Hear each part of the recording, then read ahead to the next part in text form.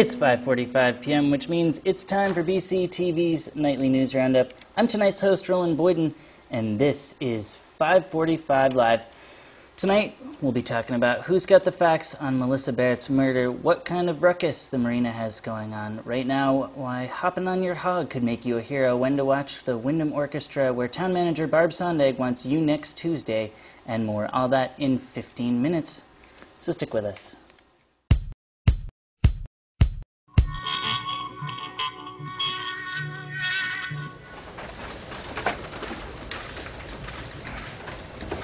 Defendant waives the reading of the charges in the 24-hour rule, waives the advice of rights in Rule 5, and pleads not guilty to full charges.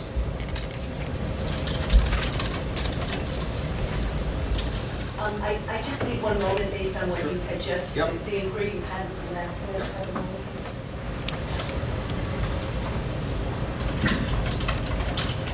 Welcome back to 5:45 Live. That's footage of Frank Carballo and Joshua Macondo Lopez at their respective arraignments. The men accused of shooting area resident Melissa Barrett earlier this month. New evidence surfaced in the case this week.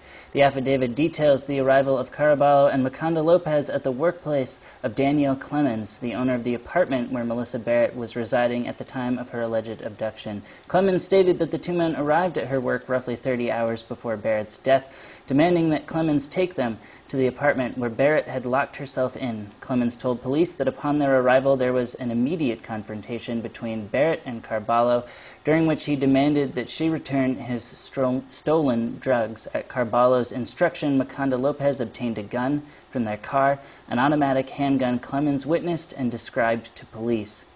Macondo Lopez told police that he drove Barrett and Carballo along the Dummerston Road where Barrett's body was later found. Carballo instructed Macondo Lopez to continue driving up the road while he escorted Barrett into the woods. When Carballo returned to the car alone 5 minutes later, he told Macondo Lopez that Barrett would be finding another ride home, after which he made a phone call to an unidentified person reporting to them that the problem had been taken care of. Carballo and Macondo Lopez are both being held at Springfield Correctional Facility, where they have been separated. And moving on, next, in light of the recent rash of violence in the area, town officials are hosting a community forum to discuss crime and safety in Brattleboro. For more, I spoke with town manager BARB SONDAG. The reality is crime hasn't been increasing, but we're going to look at that. We're going to look at different types of crimes. We're going to look at are there trends? Are there things that other pieces of information, because there is a reason that they don't feel as safe.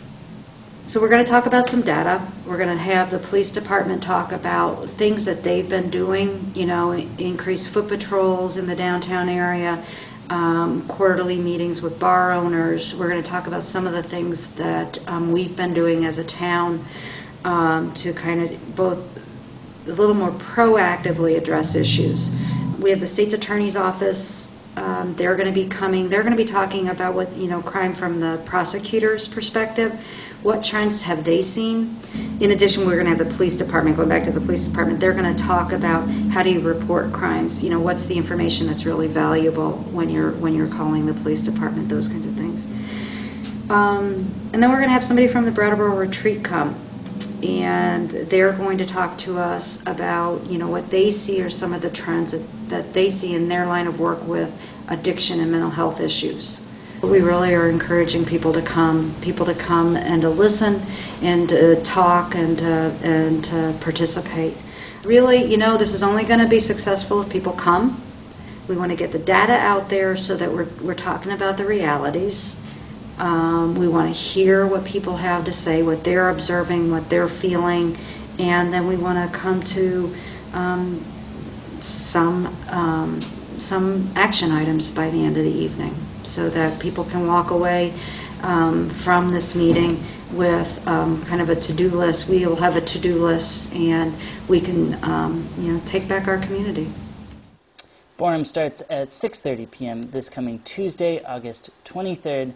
At the American Legion, which resides at 32 Linden Street, just north of the library here on Main Street. And while Barb mentioned it, I'll reiterate, if this is an issue that's important to you, then come out and attend next week, where hopes are that we'll have a packed house. And moving on, tritium has again been discovered in the Connecticut River after a sample was taken in July near where groundwater from the Vermont Yankee plant site enters the river. That's according to Vermont Health Commissioner Harry Chen, whose Brattleboro Reformer Thursday quote reads, "This new finding confirms that tritium has traveled from the Yankee site to the Connecticut River."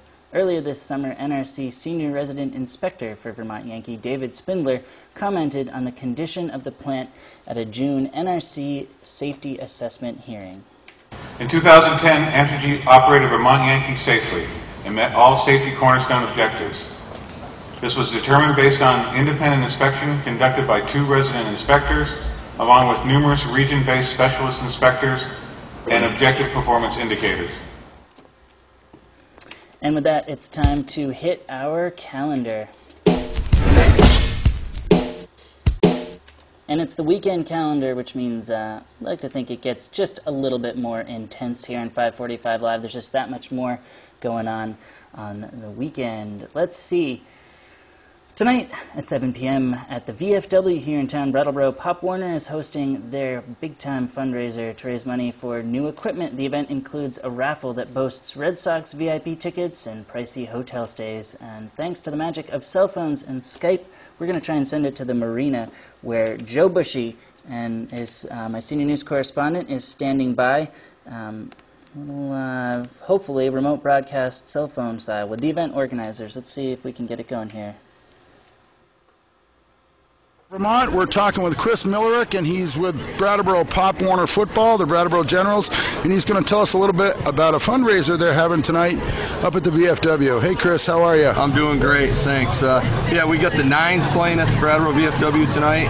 Doors open at 7. Band plays from 8 to midnight. $20 to get in. That gets you in a drawing to win 2 VIP tickets to the Red Sox. We'll have a Chinese auction, 50-50 tickets. Everything benefits Pop Warner football and cheerleading. We got 90 football kids, 32 cheerleaders, ranging from ages to 5 to 12. So if you're wondering what to do tonight, come on down and have some fun.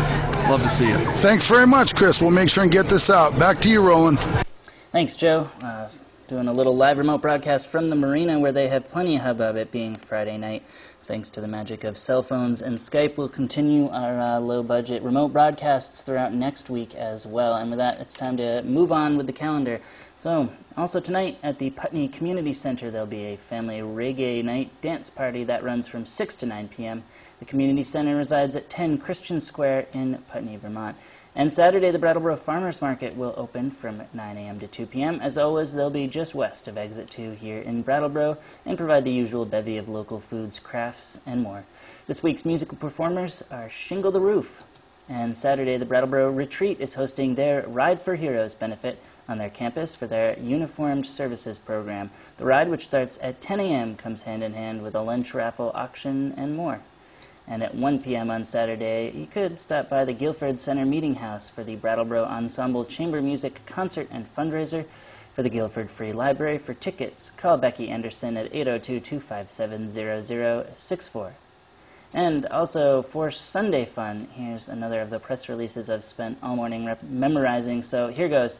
Twilight Music presents an evening of classic country, swing, honky-tonk, and old-time music with the Sweetback Sisters. No need to worry, don't worry, I'll be on my way. I'll find a new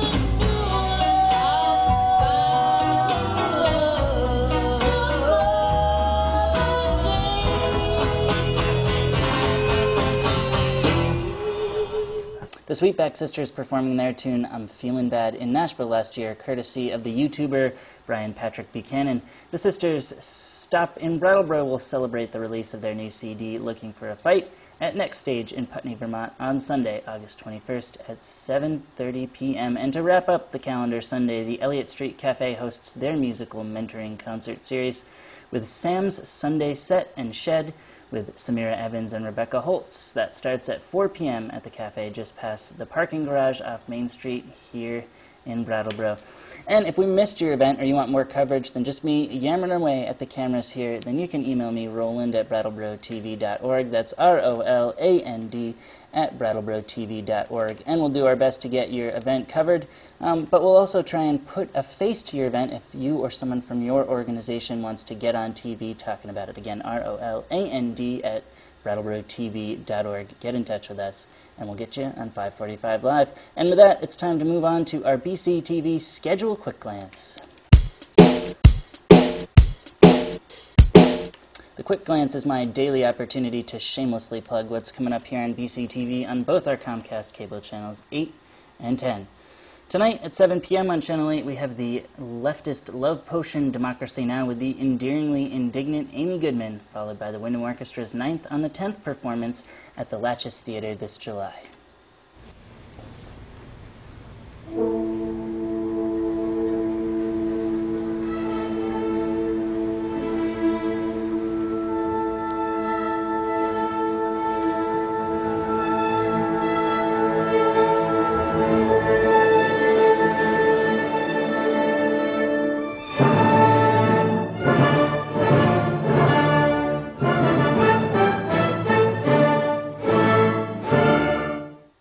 And continuing the Quick Glance for tonight, on Channel 8 we also have a 10 p.m. showing of the latest Wyndham World Affairs Council lecture, followed directly by BCTV Access Coordinator Frederick Noise's Art in Bloom, wherein area youth paint the walls of this very municipal center as part of the Art in the Neighborhood program. And with that, we'll hop on over to our Government and Education sister channel, 2 spots up the dial at Channel 10.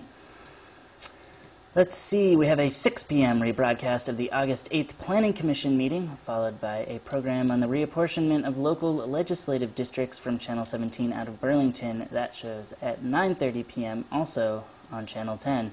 And a reminder that you can catch the rebroadcast of the dynamic and ever-entertaining 545 Live weekday mornings on mornings that follow a broadcast at 9:45 a.m.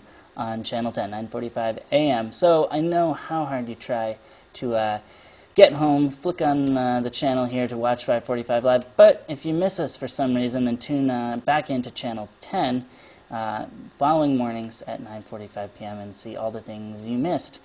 Or you can look at our BCTV schedule online to see when it's going to replay, or find it as part of our video-on-demand library. So we do include schedules updated to the minute, along with live streaming and video on demand for all local programming, and that's all at our website, brattleboro.tv.org. And that's a full lit, everybody, but before you switch over to Storm Stories, remember we'll be back Monday when we'll catch you up on all the weekend news, get some extended clips from Joe and Daryl's Marina hijinks, lay out the week's events and TV schedule, and more.